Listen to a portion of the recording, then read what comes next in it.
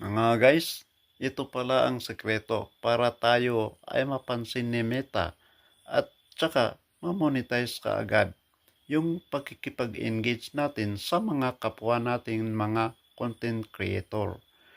At kung ano ang content nila, yun ang ibabagay natin na susuportahan. At kapag ginawa natin yun, yun din ang babalik sa atin. Ganon.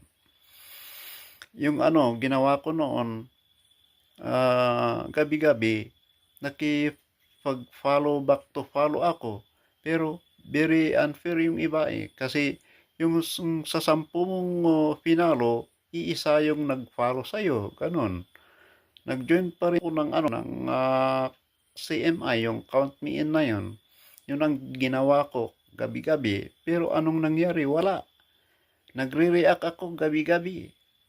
Walang nangyari sa mga account ko. Yung followers ko hindi nagdagdagan. Nadagdagan pero konti lang. Ang dami akong following. Ganun.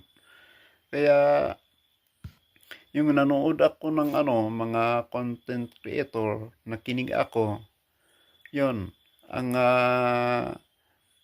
ang strategy pala nila ay yung nakipag-engage sila ng tama, nakipag-support sa mga kapwa content creator yun sila doon sila umangat at na-realize ko naman yun.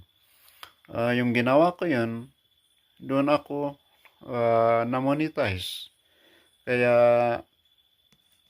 tama pala yung sinasabi nila na makipag-engage tayo ng maayos. Iwasan natin yung tinatamad na pakikipag-engage na yan, yung count me in at saka yung react or hello, congrats. Mga tinatamad pala yun. Hindi pala kabilang sa mga engagement ang mga yan. Kaya sipagan natin para medyo lumaki naman yung mga bahay natin.